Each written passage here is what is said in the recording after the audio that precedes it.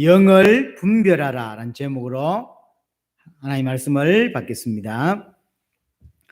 우리 지난주에는 형제 사랑에 대하여 말씀을 함께 나누었습니다. 또 다음 주 보게 될 내용이 우리 4장 7절부터 마지막 절까지인데 여기도 결국은 사랑에 관한 이야기입니다. 하나님이 사랑이시라는 거죠. 근데 오늘 본문이 그 양쪽에 앞에도 따지자면 사랑이고 뒤에도 다음 주에 볼 내용도 사랑에 관한 거예요. 근데 그 가운데 오늘 본문이 끼어 있습니다. 오늘 본문은 읽어서 알다시피 교회 안의 가르침이 다 성령의 역사가 아니라고 이야기를 하는 거예요. 그래서 분별하라고 이야기하는 거죠. 많은 거짓 선지자가 있고 그 거짓 선지자를 조종하는 사단의 영이 있다는 거죠. 그래서 교회 안에 일어나는 많은 일들이 성령의 역사만은 아니라고 하는 거예요. 그래서 그걸 분별할 수 있어야 된다라고 하는 게 오늘 본문의 핵심인데 그 앞뒤 사이에 그렇게 끼어 있는 거죠. 구별해서 설명할 필요가 없고 관계에 있는 거예요. 사랑과 영을 분별하는 것이 관계가 있다는 거죠. 쉽게 말하면 사랑은 믿음과 분리되지 않는 거예요. 진리 속에서 나오는 것이 사랑이고 하나님께로부터 나오는 것이 사랑이에요. 믿음의 결과가 사랑으로 이어지는 거라는 거죠. 그래서 지난주 메시지가 사랑이었고 다음 주 다시 확인할 내용도 사랑에 관한 이야기인데 오늘 중간에 영을 분별하러 한 이야기는 이게 생뚱맞게 뚝 떨어져 있는 메시지가 아니라고 하는 거예요. 연결된다는 거죠. 하나님께 속해 있는 것이 사랑이고 그 하나님을 믿는 믿음의 결과로 나오는 것이 사랑이라는 거죠. 그래서 연결되는 내용이라고 하는 것입니다. 오늘 1절에 보시면 사랑하는 자들아 영을 다 믿지 말고 오직 영들이 하나님께 속하였나 분별하라 그랬습니다. 이 말은 하나님께 속하지 않은 영이 있다는 말이죠. 3절 마지막 부분에 보면 적 그리스도의 영이라 했어요. 적 그리스도의 영. 하나님께 속하지 않은 영이란 말이죠. 우리 4절 5절에도 보면요. 자녀들아 너희는 하나님께 속하였고 또 그들을 이겼나니 이는 너희 안에 계신 이가 세상에 있는 자보다 크심이라. 5절에 그들은 세상에 속한 거로 우리는 하나님께 속하였지만 반대로 그들은 거짓 선지자들을 말하는 거죠. 그 거짓 선지자들은 세상에 속하였고 세상에 속한 영에 속했다고 이야기를 합니다. 6절 부분도 보면요. 마지막 부분에 우리의 말을 듣지 아니하나니 진리의 영과 미혹의 영을 이로써 아느니라. 그러니까 진리의 영도 있습니다. 하나님께 속한 영이 있고 반대로 미혹의 영, 적 그리스도의 영, 사단의 영도 있다는 거예요. 이것을 분별해라. 이것을 구별할 수 있어야 된다라고 이야기를 합니다. 이제 이것을 정확하게 구별하지 못하면 결과적으로 믿음이 무너지게 될 것이고 믿음이 무너지면 뭐에도 문제가 오죠. 사랑에도 문제가 올 수밖에 없다는 거죠. 자, 그래서 오늘 핵심이 뭐냐면 분별하라는 거죠. 분별하라. 근데 현실적으로 분별하지 못하는 사람들이 의외로 많다고 하는 겁니다. 제가 얼마 전에 TV를 봤는데 목사 아들로 태어나서 일평생 해봤자 한 20년 정도 되는데 20년 넘게 교회를 착실하게 그러니까 집, 교회, 학교 밖에 모르는 아이가 대학 가서 신천지를 만난 거예요. 근데 그냥 빠져버렸어요. 자기 아버지는 목사고 친척들도 제법 목사들이 있더라고요. 근데 자기가 신천지를 빠진 거예요. 그래서 부모님이 난리가 났겠죠. 가족들이 난리가 났어요. 그런데도 절대로 못 나오겠다는 거예요. 왜 못 나오겠냐 물었더니 우리 아버지 밑에 20년 교회 생활을 했는데 아버지가 가르쳐주지 않은 걸 여기서는 가르쳐주더라는 거죠. 그래서 이제 내가 알아들은 것 같다고. 그러면 저는 대단한 진리가 있는 줄 알았어요. 대단한 진리도 아니고 그가 말하는 진리는 뭐냐면 이만희가 하나님이라는 거예요. 이만희가 그리스도라는 거예요. 그래서 지금 90몇 세가 됐는데 죽지 않고 영원할 거라는 거예요. 참 희한하죠. 우리가 볼 때 믿음이 있어 보이는 사람들이 있습니다. 기도도 잘하고 나름 교회 봉사도 잘하고 뭔가를 잘하는데 어느 날 교회 잘 다니다가 멀쩡하게 잘 다니다가 그런 데 빠져버려요. 어떻게 이런 데 빠질 수가 있지라고 싶지만 빠진 거죠. 그럼 뭔 뜻일까요? 껍데기만 와 있었던 거예요. 의외로 그런 사람이 많아요. 초대 교회도 그런 사람이 있었던 거예요. 분명히 예수님을 직접 만나고 직접 본 사람들, 사도들, 또 내 옆에 있는 자들이 순교하고 나가는 것들을 보면서도 믿음이 생기지 않는, 실제로 세계복음화가 되어가고 있고 실제로 예수님을 만난 자들이 내 앞에 있고 그들 중에는 순교한 자들도 있고 또 내 옆집에 집사님은 순교하고 이런 것들을 보고 자랐어요. 그럼에도 불구하고 자기에게는 믿음이 생기지 않는 껍데기 신자가 교회 안에 그때도 있었고 지금도 있는 거예요.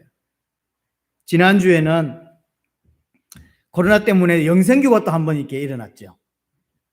한국에서는 거의 사라졌는데, 영생교는 조희성이라고 하는 사람이 이제 만든 어떤 단체죠. 자기가 쉽게 말하면 영생을 줄 수 있는 하나님이라는 거예요. 자기가 영생할 것이고 나를 믿어야만 영생 얻는다고 이야기합니다. 그러면 이걸 정상적인 사람이 그걸 믿을 수가 있나요? 아니, 성경에 그렇게 돼 있다면 어떤 사람들이 따라간다 이렇게 이야기하겠지만 그냥 자기가 영생을 줄 수 있대. 누가 따라오겠냐고. 그런데요, 몇천 명이 따라왔어요. 그러다가 큰 사건 하나가 터졌죠. 어떤 산에 시체가 몇 구 발견됐는데 알고 보니까 전 영생교 신도들이었어요. 쉽게 말하면 이제 이 조희성이가 이제 쉽게 말하면 배반하고 나가는 사람들 잡아 죽이라고 명령을 했고, 그래서 애들을, 사람들 몇 사람 안매장을 한 거죠. 이것이 이제 살아난 사람이 이제 경찰에 고발하면서 이제 발각이 되어졌고, 실제 조희성이가 죽이진 않았지만 명령을 한 걸로 재판을 받는 중에 심장마비로 죽었어요. 그게 조희성이에요. 그러면 이제 영생을 준다더니 이게 가짜였구나 이래야 될 거 아닙니까? 그분은 우리를 떠나셨지만 영원히 살아계시다 이러면서 지금도 믿고 있는 거예요. 놀랍지 않습니까? 무슨 대단한 이론이나 대단한 가르침이 아니에요. 그냥 자기가 영생을 줄 수 있대. 근데 그런데 훅 들어가는 거예요. 왜 그럴까요? 그게 영적인 이야기예요. 생각보다 사람들은 정확한 답을 가지고 있지 못하다는 거죠. 교회를 다니고 있으면서 정말로 예수가 그리스도라는 정확한 복음을 진짜로 가지고 있지 못한 케이스가 너무 많은 거죠. 껍데기로만 목사하고 껍데기로만 집사하고 껍데기로만 교회 다니는 사람들이 의외로 많은 거예요. 그러니까 껍데기다 보니까 안에 허전함이 있는 거예요. 이 허전함은 어디서 왔냐면 인간이 하나님과 단절되면서 왔어요. 그래서 하나님을 만나야만 그 허전함이 복음으로 채워지고 성령으로 채워지는 것이죠. 그 은혜로 채워져야 되는 거죠. 그런데 모든 인간 하나님을 떠나 있거든. 그래서 허전함이라는 게 있어요. 허함이라는 게 있어요. 비어 있는 게 있다고. 인간이 그래요. 그게 인간입니다. 근데 그게 찾기가 힘들거든. 그러니까 사람이 뭔가를 자꾸 찾는 거예요. 교회 다니면서도 답을 얻지 못하니까 뭔가를 자꾸 찾는 거예요. 정확하게 말하면 뭘 찾냐 물으면 뭘 찾는지도 몰라요. 그러니까 뭘 찾는데 뭘 찾는지도 모르고 가고 있고, 그래서 정확한 건 뭐가 비어 있다는 거예요. 채워지지 못하고 있다는 거죠. 영적으로 하나님 앞에서 뭔가를 채워야 될 걸 채우지 못하니까, 복음으로 채워내지 못하니까 허전해요. 이 허전함이 왜 허전한지를 모르는 거예요. 그래서 뭔가를 계속 찾는 거예요. 뭘 찾냐? 몰라요.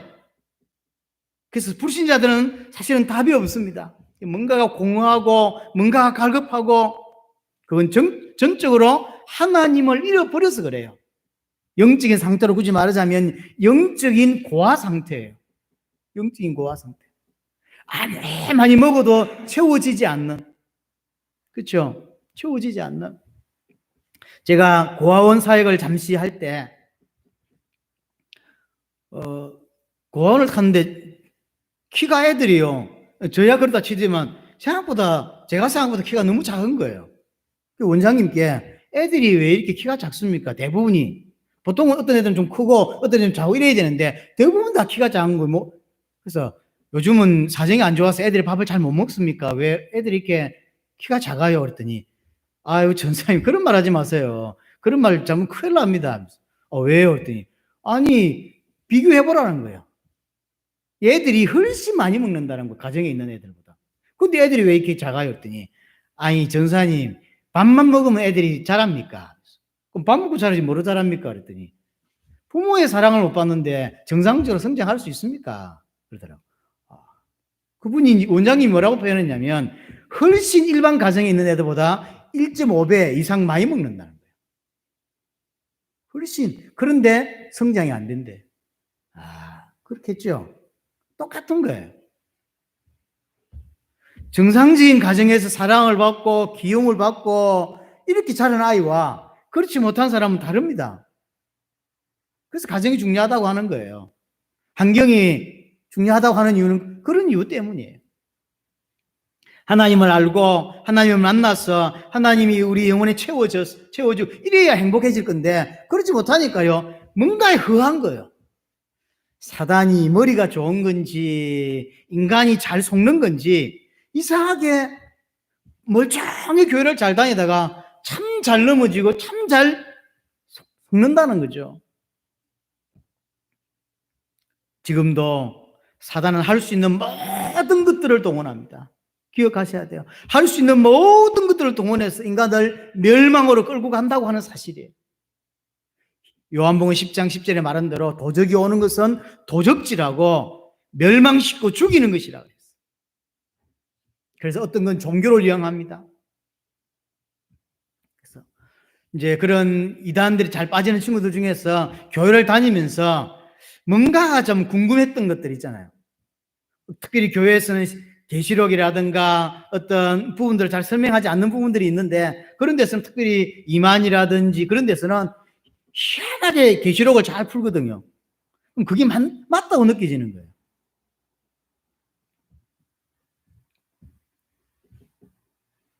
자기가 가려웠던 부분이 있는 거죠. 뭔가가 궁금한데 뭔가가 이렇게 그래서 교회 목사님들을 물어봐도 아주 이렇게 말해 시원한 답이 안 나오는 그게 잘못된 거예요. 어떤 건요 설명하기 어려운 게 해석하기 어려운 게 있어요. 이 무슨 말이 천국 가서 하나님께 물어봐야 되는 이런 내용도 있다니까요. 다 해석할 수 없어요. 근데 그걸요 기가 막히게 푸는 거예요. 그러니까 일평생 궁금했는데 몇십 년 교회 다니면서 궁금했는데 그걸 긁어주니까요 맞다고 생각하는 거죠. 뭐 그닥 제가 볼 때는 뭐 신명한 것 같지도 않고 신박한 것 같지도 않은데 사람들이 이렇게 빠지더라고요. 또 어떤 사람들은요 계속 과학 같은 거 아주 과학을 맹신하는 사람도 있습니다. 과학적이냐 이런 말 굉장히 좋아하는 하나님을 과학 안에 가두어요. 그러니까 사람마다 갖고 있는 성향이 있거든. 그걸 이용해서 사단이 그 사람의 인생을 끌고 가는 거예요. 아주 이상한 종교에 빠지게 만들고 어떤 사람은 아주 과학적인 것만 맹신하게 만들고 어떤 사람은 제가 볼 때 운동 중독도 있는 것 같아요. 운동 안 하면 안 돼.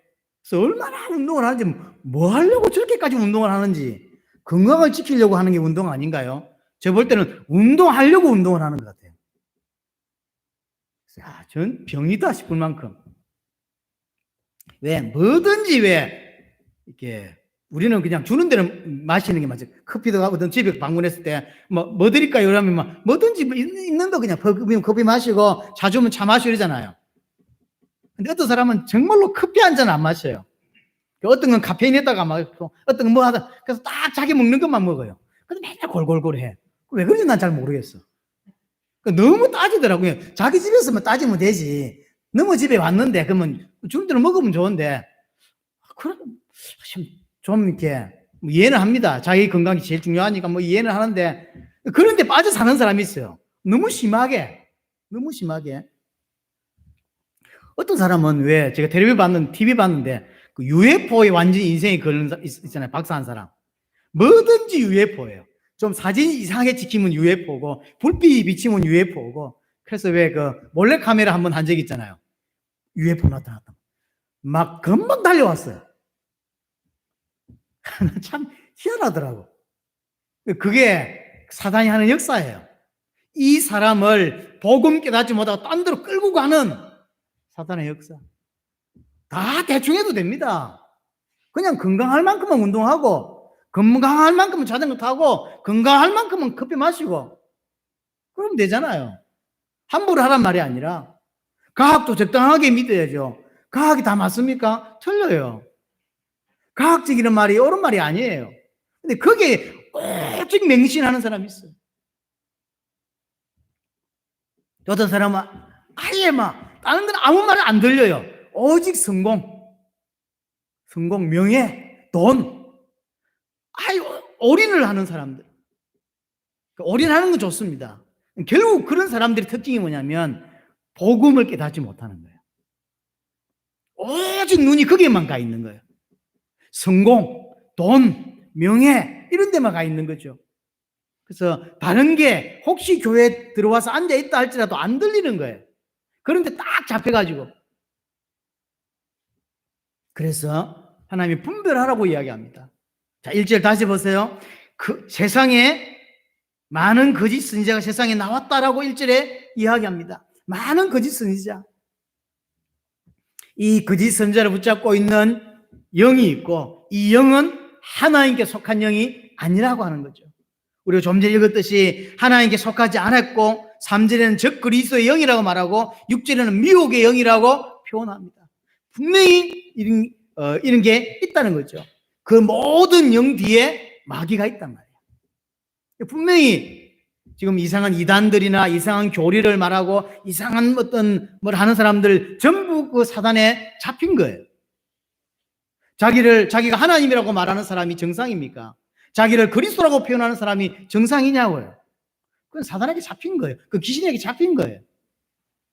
근데 이건 어떤 면에서 조금만 눈을 뜨면 금방 파악이 됩니다. 예를 들어 장로님이 내가 오늘부터 하나님이 되라면 어제까지는 뭔데 그러면? 이런 거 좀 구별이 쉬워져요. 그렇죠?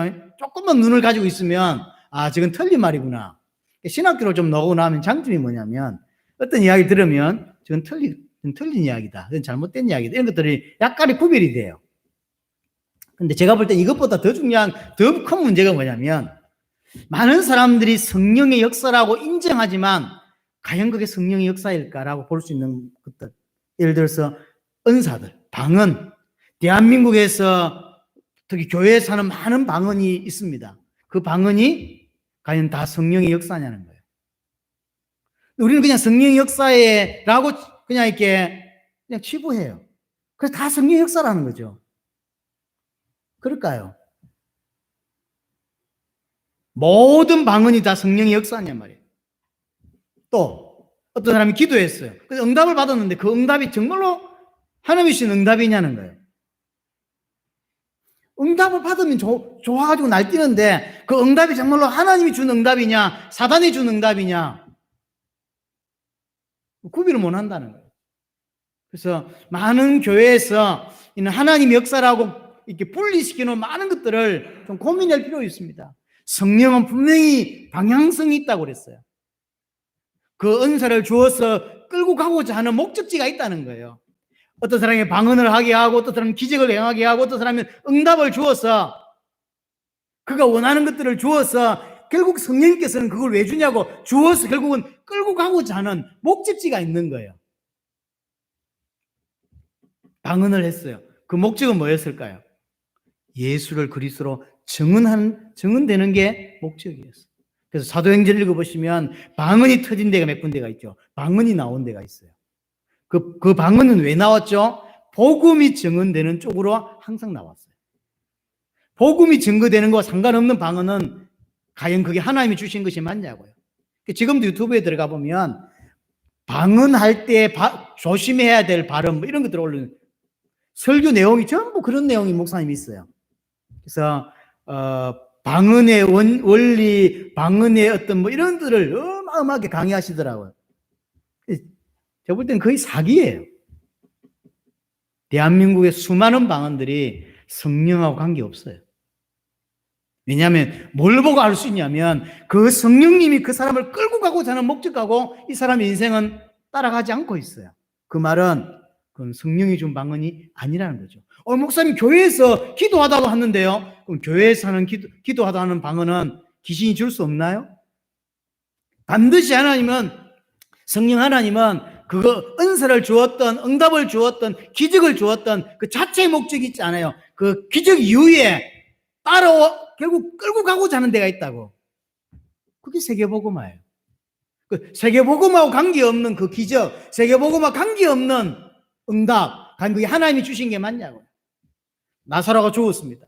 그러니까 예수님 가십시다 하니까 예수님이 기다리고 안 가죠. 예수님이 나사로가 죽었다는 이야기 듣고 이제 가자고 이야기합니다. 그러면서 하는 말이 뭐죠? 이 죽음은 너희의 믿음을 위한 것이다. 그래서 이 나사로 살리는 사건을 통하여 예수님이 그리스도구나라는 걸 깨닫고 계시 얘기하시려고 하신 거예요. 하나님은 한 번 그냥 기적 자체의 목적이 있지 않습니다. 기적이 일어났다고 할 때, 방언이 터졌다고 할 때, 은사가 있다고 할 때 뭐와 관계 있냐면 언약과 관계가 있는 거예요. 근데 방언을 하면서 언약과 관계없고 기적은 일어났고 응답은 맞는데 하나님의 언약과 관계없다면 그건 성령이 주신 것이 아니라고 하는 거예요. 조금 더 깊게 들어가서 그럼 그 말고 그 은사나 기적 말고 교회에서는 많은 사역들로 확대를 해보십시다. 치유사역이다.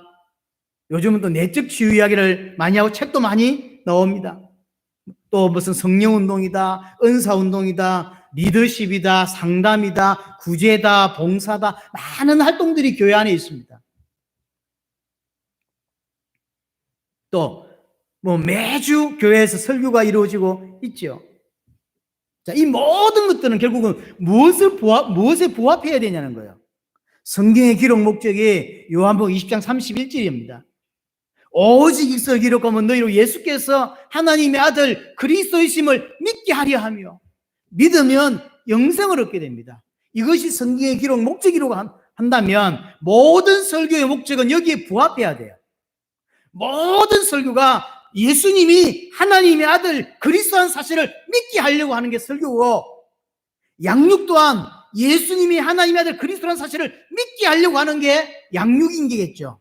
전도도 선교도 모든 것들은 마찬가지입니다. 우리가 뭔가를 헌신하고 우리 뭔가를 봉사한다고 할 때 그 봉사는 봉사 자체의 목적이 있는 것이나 그 봉사를 통하여 결국은 예수님이 하나님의 아들 그리스도라는 사실을 증언하기 위해서 하는 것이란 거죠.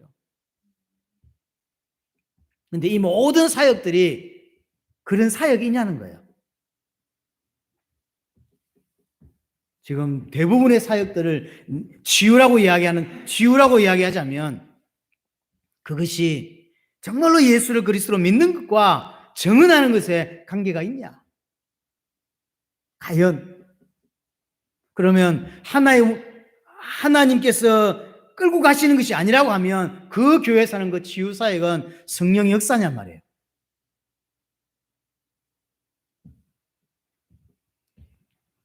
핵심 하나를 놓쳤는데 그게 핵심이 그냥 하나를 놓친 게 아니에요. 치유사역을 잘하는데 예수가 그리스도라는 걸 내가 몰랐구나. 그래서 100가지 중에 내가 하나를 놓쳤다. 그렇지 않습니다. 하나를 놓친 게 아니라 다 놓친 거죠. 성경신 핵심이 설교를 해야 될 핵심이 치유사역의 핵심이 뭐냐면 정말로 예수님이 하나님의 아들 그리스도라는 사실을 증언하기 위해서 하는 게 치유사역인데 핵심이 빠지고 치유만 남았어요. 거기 외적인 치유든 내적인 치유든 그럼 그것이 한 개만 빠진 거냐고요. 결국은 다 빠진 거예요.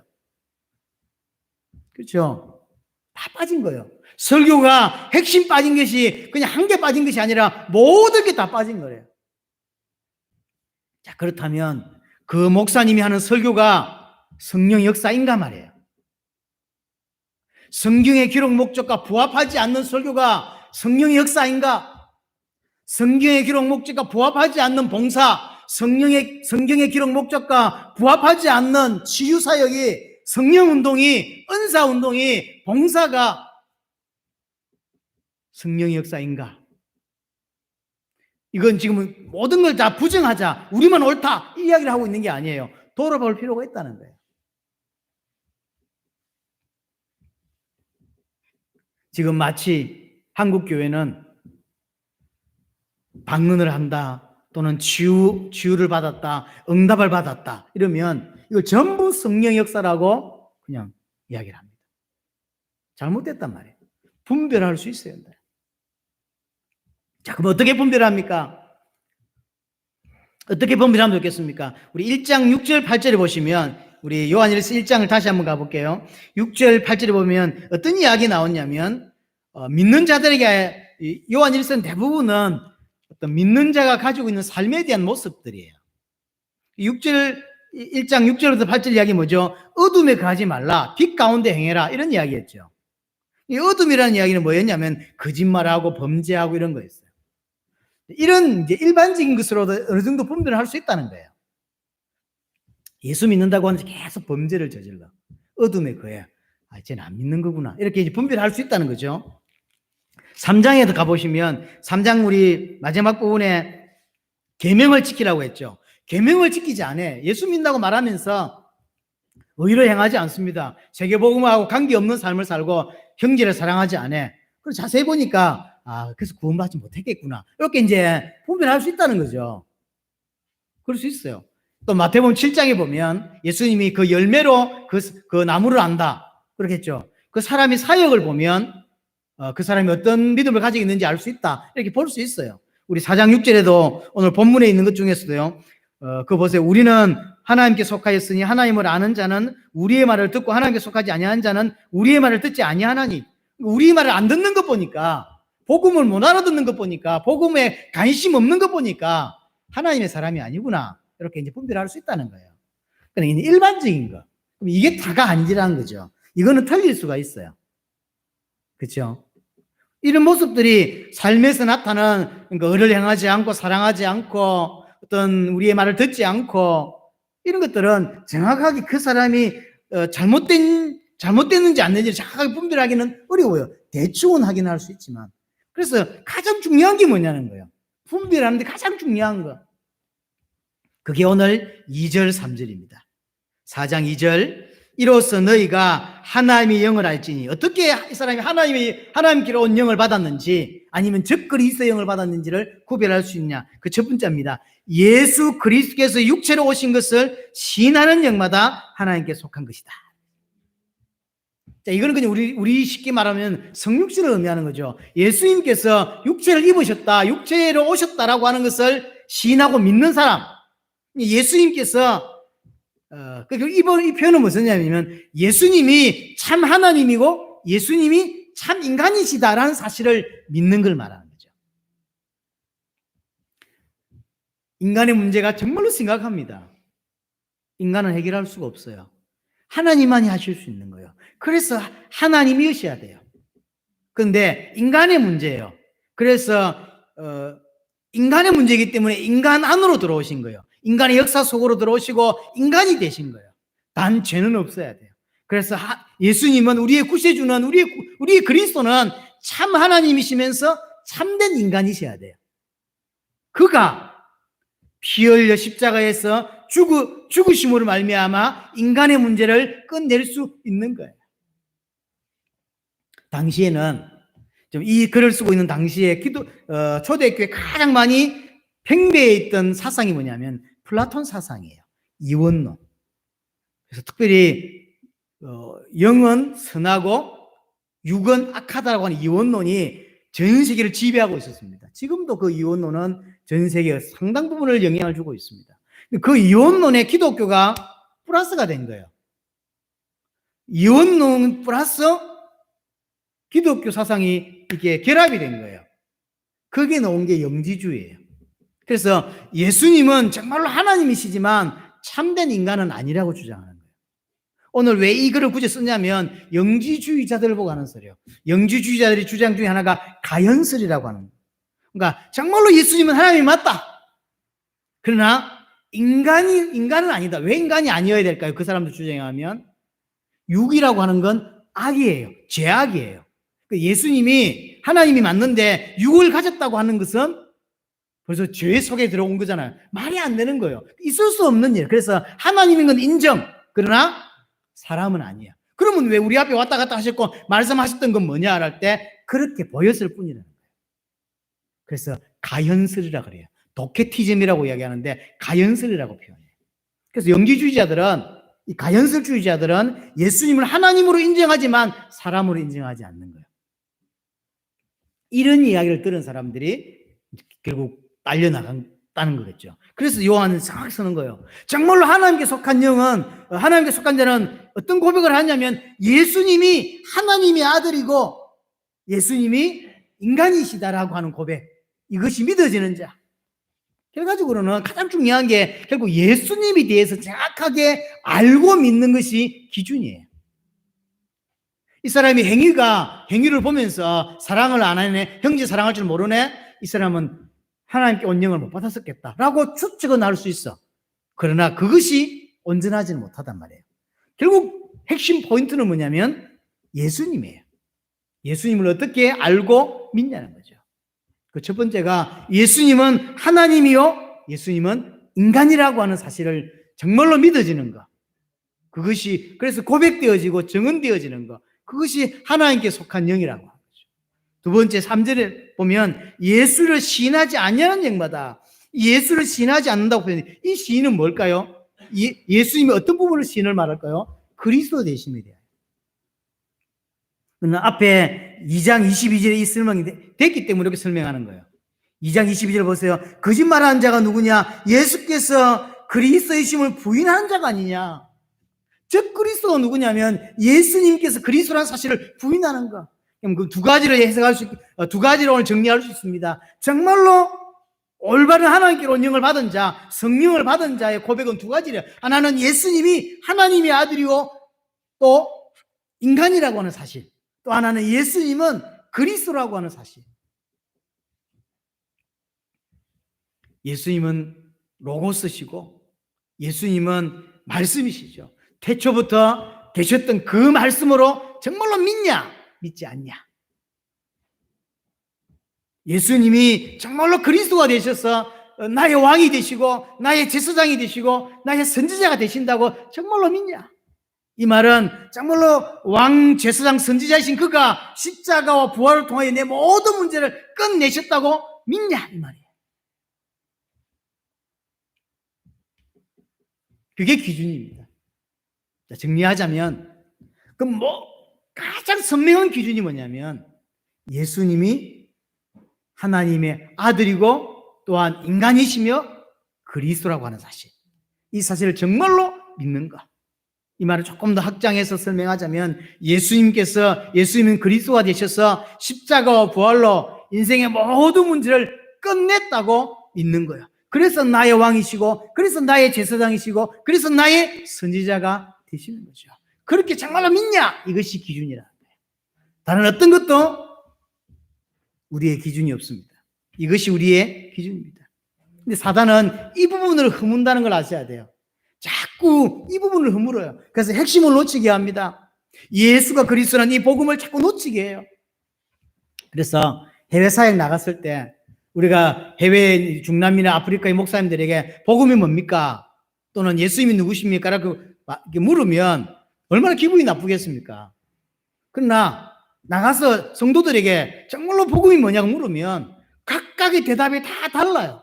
이 말은 무슨 말이냐면 알겠어. 복음을 안 그래요? 교회 좀 다니는 사람들은 복음이라고 할 때 알겠어요. 알겠는데 표현을 못 하겠는 거죠. 표현을 못한 말은 말을 잘 못해서 표현 못하는 게 아니라 이게 선명하게 딱 안 잡힌다는 거예요.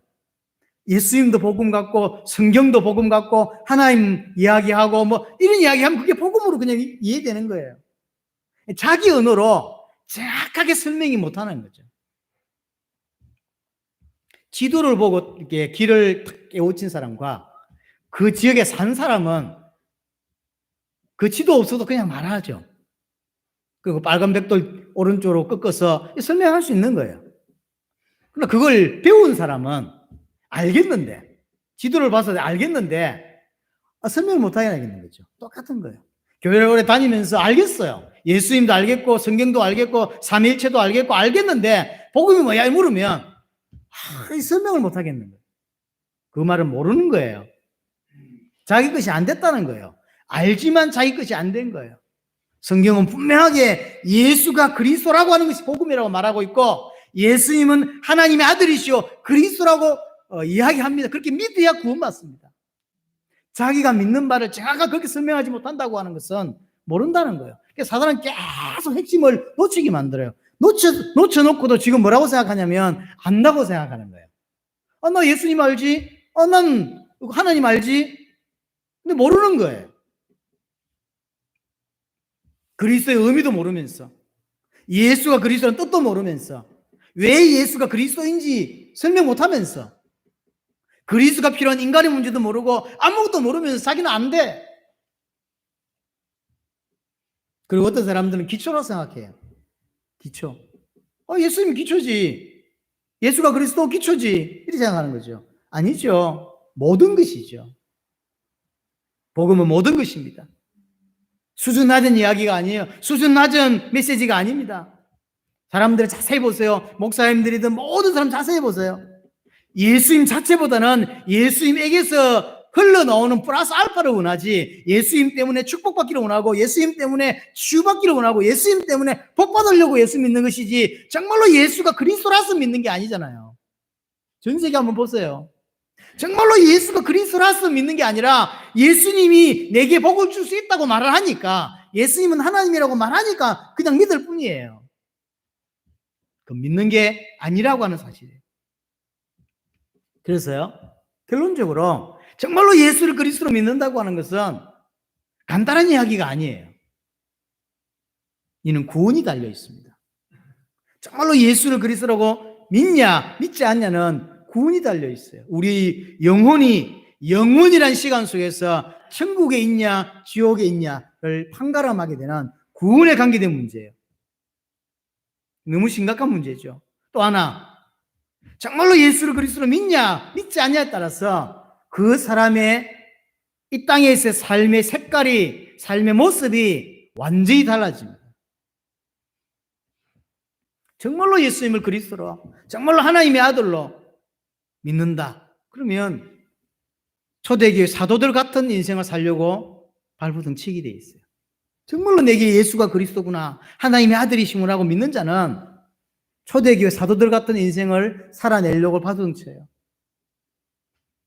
그러나 기초라고 하는 사람, 예수님 이야기가 기초라고 생각하고 예수가 그리스도라는 의미가 기초로 느껴지는 사람은 예수를 이용해서 자기 인생을 살려고 합니다. 예수를 이용해서 응답받으려고 해요. 그 사람은 성경과 다른 인생을 살 수밖에 없어요. 이게 그냥 예수가 그리스도라고 하는 이것이 그냥 간단한 이야기가 아니라니까요. 구원이 결정되어 있고, 또 이 땅의 삶의 모습과 삶의 어떤 색깔이 완전히 달라지는 거예요. 데살로니가 교회 아시잖아요. 바울이 딱 3주 사역했는데 데살로니가 교회의 어떤 신앙 색깔, 여러분 아시잖아요. 믿음의 역사와 사랑의 수고와 소망의 인내, 그들의 믿음이었어요. 색깔이었어요. 왜 그러냐면 말로만 그들에게 복음이 이런 것이 아니라 능력과 성령과 큰 확신으로 그들에게 다가왔던 거죠. 그래서 그 핍박 중에서도 모델이 된, 본이 되었다. 아시아 전체, 마게도냐 전체에 모델이 되었다고 이야기해요. 본이 되었다고 설명합니다. 왜 그러냐면 그렇게 믿기 때문에, 정말로 정확히 믿기 때문에 그런 모습이 나오는 거죠. 반대로 고린도 교회 보세요. 얼마나 문제 많습니까? 문제투성인 교회. 분쟁의 문제, 엄난의 문제, 성찬식의 문제, 이 교회 안에 성도들끼리 싸움의 문제, 그래서 법정 소송까지 가고 오만 문제가 다 일어났던 우상 제물에 관한 문제, 우상에 관한 문제. 왜 그럴까요? 바울은 분명하게 설명했습니다. 고린도서 3장 3절에 보면 아직도 너희는 세상에 속한 자구나. 세상에 속한 자.